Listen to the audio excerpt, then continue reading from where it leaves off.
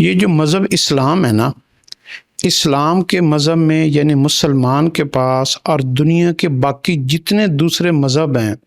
یہودی ہیں، عیسائی ہیں، ہندو ہیں، بدھ مت ہیں، ان دو کے درمیان میں نا یعنی اسلام اور غیر اسلام، ان کے درمیان میں سب سے بنیادی فرق یہ ہے کہ جتنے دنیا کے غیر مذہب ہیں نا اسلام سے ہٹ کر، ان سب کی جو ایمان کا بنیادی خلاصہ ہے نا، وہ کس چیز کو بیس کر کے وہ زندگی گزارتے ہیں،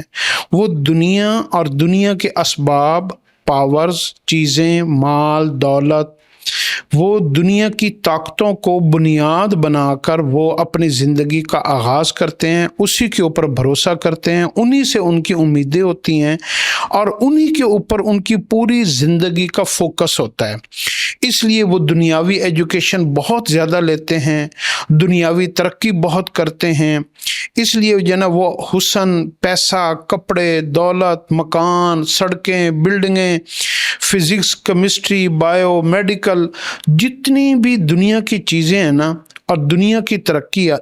ہیں، بیسیکلی ان کی اس میں زیادہ دلچسپی کی وجہ یہی ہے کہ ان کی ساری کی ساری امیدیں، ان کی ساری کی ساری آس، بڑھاپے کا سہارا، زندہ رہنے کا سہارا، کھانے پینے کا سہارا، زندگی گزارنے کا سہارا، انہوں نے ان چیزوں کو اپنا خدا بنا رکھا ہے۔ جیسے مکے کے اندر ہر چیز کا علیحدہ خدا مشرکوں نے، وہ جو ہے نا مشرکین مکہ نے بنا رکھا تھا نا، یہ بارش کا خدا ہے، یہ جو ہے نا پانی کا خدا ہے، یہ آگ کا خدا ہے، یہ فلاں کا خدا ہے، یہ فلاں کا خدا، انہوں نے پتہ نہیں کتنے خدا بنا رکھے تھے۔ تو ان لوگوں کی جو جتنا جو ہے نا ترقی، وہ ان کی دنیا کی محبت اس میں ظاہر ہوتی ہے کہ ان کی امید آسرا یہی ہوتا ہے۔ اس کے مقابلے میں مسلمان کے پاس، ان کے پاس ایک چیز ہے، مسلمان کے پاس دو چیزیں ہیں۔ مسلمان دنیاوی ترقی کی نفی نہیں کرتا، نہ انکار کرتا ہے، نہ اس کو یہ منع کیا گیا ہے کہ تم دنیاوی ترقی نہ کرو، تم دنیا کے اوپر محنت نہ کرو، تم اچھی چیزیں نہ بناؤ، تم ریسرچ نہ کرو، تم پڑھو نہ، اس سے منع بھی نہیں کیا گیا۔ لیکن مسلمان کہتا ہے، اسلام یہ کہتا ہے کہ ایک وقت آئے گا زندگی میں کہ جب یہ چیزیں آپ کا ساتھ نہیں دیں گی، یعنی جب آپ بوڑھے ہو جائیں گے تو آپ کی صحت کی جتنی بیماریاں ہیں، دوائیں ہیں، علاج ہے، ہسپتال ہیں، ٹیکنالوجی ہے، وہ آپ کا ساتھ دینا چھوڑ دیں گے۔ ایک وقت آئے گا کہ آپ زندگی میں اتنے پریشان ہو جائیں گے، سارے دنیا کے اسباب، ٹیکنالوجی، ترقی، پیسہ، دولت، حسن، سب کچھ ہونے کے باوجود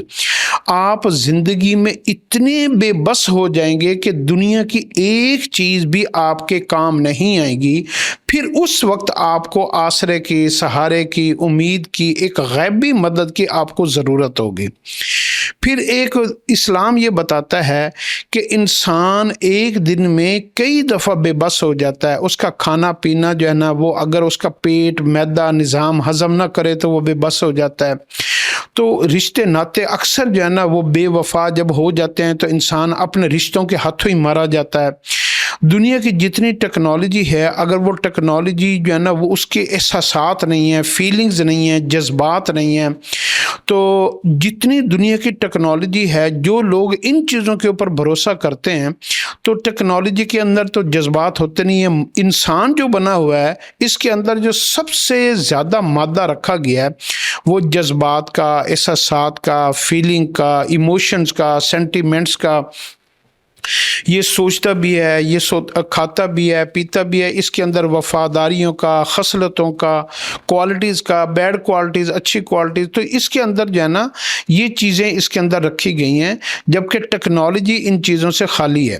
تو مسلمان کے پاس دنیا کی ساری ترقی، علم حاصل کرنے کے سارا کا سارا فری ہینڈ ہے، لیکن مسلمان کے پاس ایک چیز ایسی ہے جو غیر مسلم کو اللہ نے نہیں دی اور یہ مسلمان کو ملی ہے صرف اور صرف اسلام کی بدولت۔ اور وہ چیز کون سی ہے؟ وہ یہ ہے ایک ایسی ذات کا یقین، ایک ایسی ذات کے اوپر بھروسہ، اس کے اوپر امید، اس کے ساتھ اپنا تعلق، اور اس سے مدد مانگنا۔ جب انسان مدد کے لیے بے بس ہو جاتا ہے، پیسہ بھی کام نہیں آتا، پیسہ ہوتا نہیں ہے تو پیسہ چاہیے ہوتا ہے، اس کے لیے مدد چاہیے، پیسہ آتا ہے اور کام پھر نہیں بنتے تو پھر مدد چاہیے، ہاں جی، طاقت نہیں ہوتی تو طاقت لینے کے لیے مدد چاہیے، طاقت آ جاتی ہے اور طاقت آپ کے فائدے کی بجائے آپ کو نقصان دے رہی ہوتی ہے تو پھر آپ کو مدد چاہیے، آپ کو نیند کے لیے جو ہے نا نرم بستر اور اچھے گھر چاہیے تو اس ساری سہولتوں کے لیے آپ کو ایک آسرا، ایک امید، ایک مدد چاہیے۔ جب یہ ساری چیزیں آپ کو مل جاتی ہیں، اس کے بعد آپ کو نیند نہیں آ رہی، پھر آپ کو مدد چاہیے۔ تو انسان کی زندگی میں اتنی بے بسی آتی ہیں۔ قرآن پاک میں ایک آیت ہے، اس نے ساری باتوں کا نچوڑ نکال دیا۔ خلق الانسان ضعیفا، اللہ رب العزت نے کسی چرند پرند حیوانات نباتات کو اکٹھا کر کے نہیں کہا کہ یہ میں نے اس کو کمزور بنایا، چونٹی کا نام نہیں لیا کہ میں نے اس کو کمزور بنایا۔ انسان کے بارے میں قرآن میں واضح آیت آئی ہے کہ میری مخلوقات میں سب سے زیادہ کمزور ترین مخلوق وہ انسان ہے۔ انسان کو کوئی لمحہ پلک چھپکنے کے برابر بھی ہے، اس کی زندگی ایسی نہیں ہے جب اس کو اللہ کی مدد نہ چاہیے ہو۔ انسان ہر وقت اللہ کا محتاج ہے، ہر حاجت اس کی اللہ کے غیب کے نظام سے ہو رہی ہوتی ہے۔ یہ زمین سے غلے نکلتے ہیں، فصلیں نکلتی ہیں، اناج نکلتا ہے، پھل نکلتے ہیں، میوے نکلتے ہیں، یہ سارے کے سارے اللہ کا ایک غیب کا نظام ہے۔ یہ انسان ٹیکنالوجی سے نہیں نکال سکتا۔ یہ ٹیکنالوجی سے وہ یہ تو کر سکتا ہے کہ وہ اس فصل کو زیادہ بنا سکتا ہے، اس کو یہ کر سکتا ہے، وہ بھی اللہ کا نظام ہوگا تو وہ چیز چلے گی۔ تو یہ جو ہے نا ٹیکنالوجی سے نا اس کام کو بہتر انداز سے کر سکتا ہے، لیکن پیدا کرنے والی ذات صرف اور صرف اللہ کی ہے۔ تو اس لیے کوئی لوگ آپ کے ہمدرد ہوں گے، کوئی بے وفا ہوں گے، کوئی غدار ہوں گے، کوئی دوست ہوں گے، آپ کا کل کیسا آنے والا ہے، آپ کا مستقبل کیسا ہوگا، آپ کیا، یہ ساری چیزیں جو ہے نا یہ ایک غیب کا نظام ہے۔ تو سب سے بڑی طاقت جو ہوتی ہے نا انسان کی، کسی ایسی ذات کے اوپر بھروسہ ہونا جس کے اندر کوئی خامی نہ ہو، کوئی کمی نہ ہو، کوئی کوتاہی نہ ہو، کوئی اس کے پاس غلطی کی کوئی گنجائش موجود نہ ہو، وہ رحم دل بھی ہو، وہ نرم بھی ہو، وہ درگزر کرنے والی بھی ذات ہو، وہ معاف کرنے والی بھی ہو، وہ رحیم بھی ہو، کریم بھی ہو، وہ آپ کے جرموں کے اوپر آپ کی فوری پکڑ نہ کرے، آپ سے باز پرس نہ کرے۔ آپ چھوٹا سا ایک فکرہ کہہ دیں یا اللہ مجھے معاف کر دے تو وہ معاف کر دے۔ وہ رحم کرنے والا بھی ہو، وہ ساری ماؤں کی محبتوں، ماؤں کے اندر جو محبتیں پیدا کی گئی ہیں وہ بھی اسی، یعنی وہ اللہ رب العزت کی نشانیوں میں سے ایک نشانی ہے کہ وہ کتنا رحیم اور کریم ہے۔ تو یہ جو ایک ساری چیزوں کا منبع و ماوا جو ہے نا وہ یہ ہے کہ وہ ایک انسان کو ایسی طاقت کی ضرورت ہوتی ہے جس کے بغیر انسان زندگی نہیں گزار سکتا، اور وہ اس طاقتور چیز کو، اس طاقتور ذات کو وہ جانتا ہو، اس کو کہتے ہیں مسلمان۔ مسلمان کے پاس جتنا بڑا نالج یہ ہے نا، اور جتنی بڑی ترقی ٹیکنالوجی دنیا کی جتنی مرضی لوگ حاصل کر لیں، اور وہ ساری کائنات اور ترقی اور ٹیکنالوجی کو بنانے والے کو وہ نہیں پہچان سکے، تو یہ لوگ لا علم ہیں۔ مسلمان کے پاس اس چیز کی امید اور طاقت، ایک ایسا سہارا ہے جس سے ابھی تک پوری دنیا کا ہر غیر مسلم ڈرتا ہے۔ وہ مسلمان کے علم سے نہیں ڈرتا، وہ مسلمان کے اس عقیدے سے، اس بھروسے سے، اس امید سے، اس ایمان سے ڈرتا ہے جو اس کو اپنے اللہ رب العزت کے اوپر ایمان ہے کہ میرا اللہ سب کچھ کر سکتا ہے۔ تو یہ جو ایمان کی طاقت ہے نا، یہ سب سے بڑی طاقت ہے۔ تو اس ایمان کی طاقت کو اپنی زندگی کا حصہ بنائیں، اس کو کبھی نہ چھوڑیں۔ تو انسان کے لیے اللہ رب العزت نے اسلام میں دنیاوی سارا علم، نفع، ٹیکنالوجی ٹیکنالوجی، اس کے ساتھ ساتھ جو اپنی ذات کی پہچان دی ہے نا، جو غیر مسلم سے اللہ رب العزت نے لے لی ہے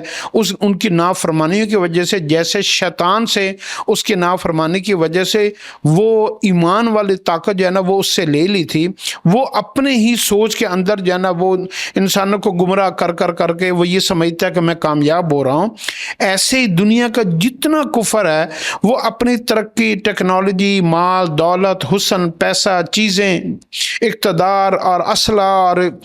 جنگی فتوحات، ان چیزوں کو اندر سمجھ کے وہ یہ سمجھ رہا ہے کہ میں کامیاب ہو رہا ہوں، حالانکہ وہ سارے کے سارے دلدل میں پھنستے جا رہے ہیں۔ اور ایک وقت ایسا آئے گا، قرآن اس سے بھرا پڑا ہے، وہ کہیں گے کہ کاش ہم اس کی بات نہ مانتے، کاش ہم یہ نہ کرتے، کاش ہم یہ نہ کرتے، کاش ہم جو ہے نا